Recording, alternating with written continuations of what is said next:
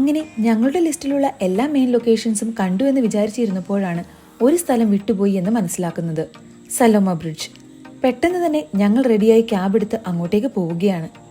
Twin ടവറിന്റെ കൂടെ club ചെയ്തിരുന്നതാണ്, പക്ഷേ എങ്ങനെയോ മിസ്സായിപ്പോയി.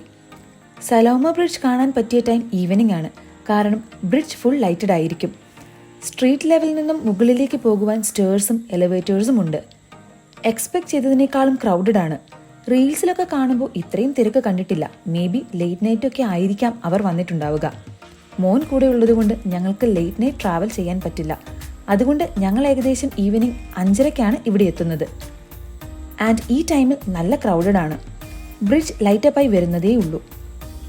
നൈറ്റ് 12 വരെയാണ് ഇതിന്റെ എൻട്രി. ഇരുട്ടാകും തോറും ബ്രിഡ്ജിന്റെ ഭംഗി കൂടി വരികയാണ്. മലേഷ്യൻ സിംഗപ്പൂർ ഗായികയായ സലോമയുടെ പേരിലാണ് ഈ ബ്രിഡ്ജ് അറിയപ്പെടുന്നത്.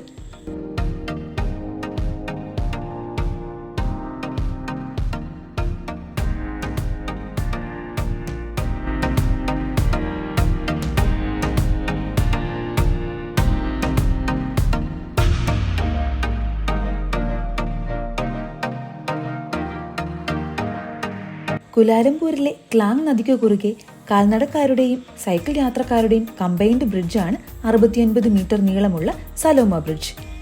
ഈ ബ്രിഡ്ജിന്റെ ആർക്കിടെക്ചർ മലായ് വിവാഹത്തിന്റെ അവിഭാജ്യ ഘടകമായ സിരേ ജുങ്ജുങ് എന്ന ആശയത്തിൽ നിന്നും പ്രചോദനം ഉൾക്കൊണ്ടാണത്രേ. സിരേ ജുങ്ജുങ് എന്നാൽ വെറ്റില ക്രമീകരിക്കുന്ന രീതിയാണ്.